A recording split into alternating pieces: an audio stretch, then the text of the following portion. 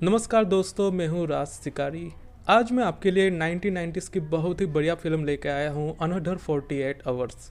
इस फिल्म की IMDb rating है 5.9, जो कि बहुत अच्छी होती है। आपको बता दूं कि ये सीक्वल पार्ट है, यानी कि इसके पहले भी एक फिल्म आ चुकी है जिसका नाम था 48 आवर्स।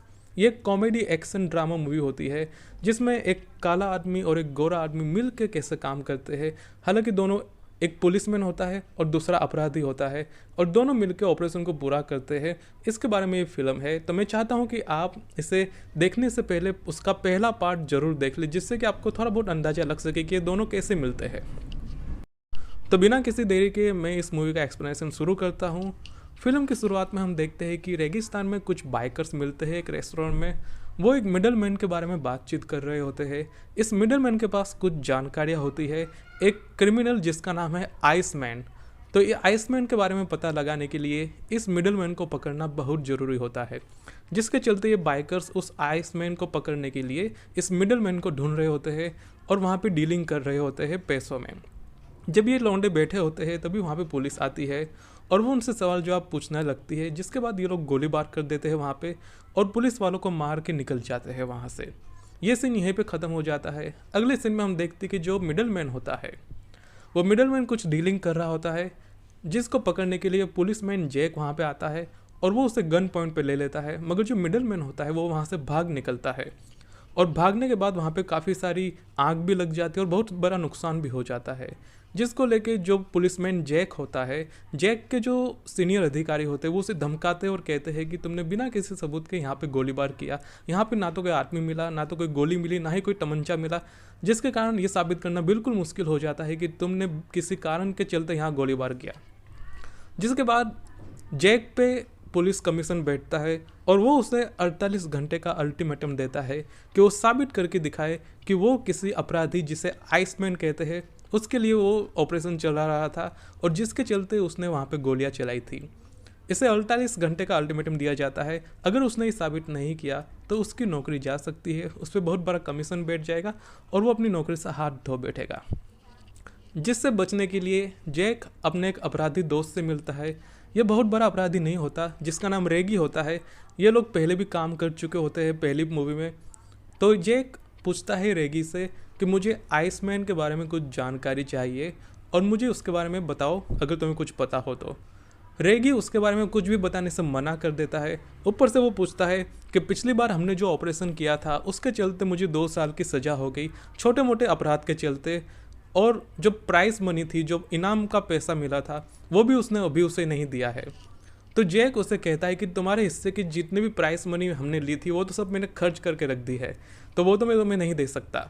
जिसके चलते इन दोनों के बीच में एक मारधाड़ हो जाती है। ये सीन यहाँ पे ख़त्म होता है। वैसे आपने एक बात यहाँ पे नोटिस की, यहाँ पे एक बार फिर से काले आदमी को अपराधी बताया गया है और गोरे आदमी को पुलिसमैन बताया गया है। म्यूजिक।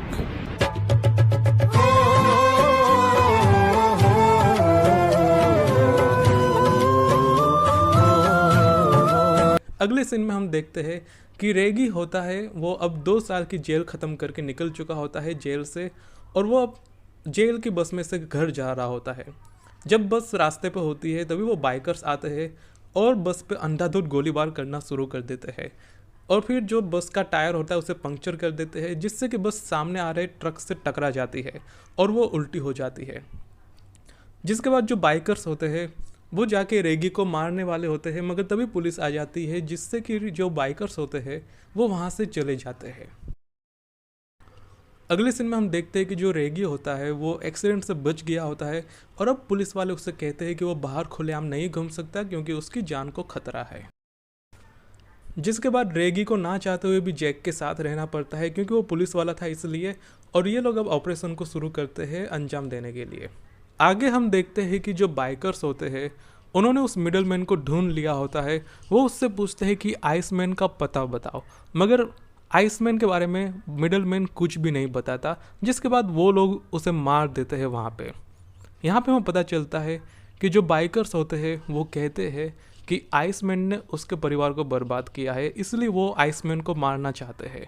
हालांकि इस फिल्म में ये नहीं बताया गया कि परिवार से उसका मतलब क्या था, वो उसके दोस्त थे या उसके परिवार के लोग थे, ये यहाँ पे क्लियर नहीं हुआ है।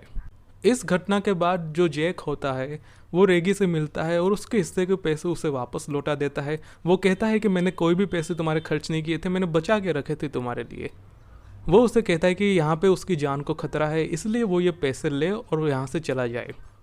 रेगी उस पैसों को ले लेता है, मगर उस पर कुछ उधार बाकी होता है जिसे वो चुकाना चाहता है। वो उस पैसों को लेके अपने पार्टनर की बेटी से मिलता है और कहता है कि ये पैसे तुम्हारे पिताजी ने मुझे दिए थे और अब मैं तुम्हें लौटा रहा हूँ। जब ये बातचीत चल रही होती है तभी वहाँ पे बाइकर्स आ जाते हैं और वो रेगी को किडनैप कर लेते हैं। क्योंकि रेगी भी पहले अपराधी था और उसे बहुत सारे लोगों के बारे में पता होता है, इसीलिए जो बाइकर्स होते हैं वो उससे आइसमैन के बारे में जानकारी निकलवाना चाहते हैं। जिसके बाद जो बाइकर्स होते हैं वो रेगी को एक क्लब में लेके जाते हैं जहाँ पे आइसमैन आने वाला होता है।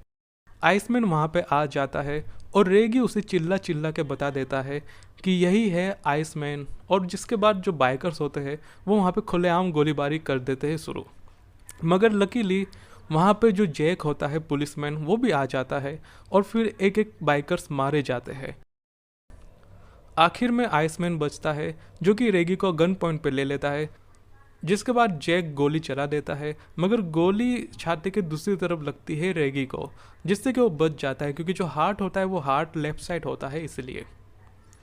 तो अब रेगी भी बच जाता है, सारे अपराधी मारे भी जाते हैं और अब जैक की नौकरी भी बच जाती है और इसके बाद फिल्म यहाँ पे ख़त्म हो जाती है। एंड में हम देखते हैं कि जो जैक होता है वो अपनी सिगरेट जलाने के लिए लाइटर ढूंढ रहा होता है, मगर रेगी ने लाइटर चोरी कर लिया होता है और जिसके बाद ये फिल्म यहाँ पे ख़त्म हो जाती है। आशा करता हूँ कि आपको ये फिल्म अच्छी लगी होगी। अगर आपको हमारी मेहनत अच्छी लगती है तो प्लीज़ हमारे चैनल को सब्सक्राइब कर दीजिए और कमेंट करके ज़रूर बताएं कि आपको कौन सी फिल्में एक्सप्लेन करनी है आगे फ्यूचर में। सो इट इज़ मी राज शिकारी साइनिंग ऑफ।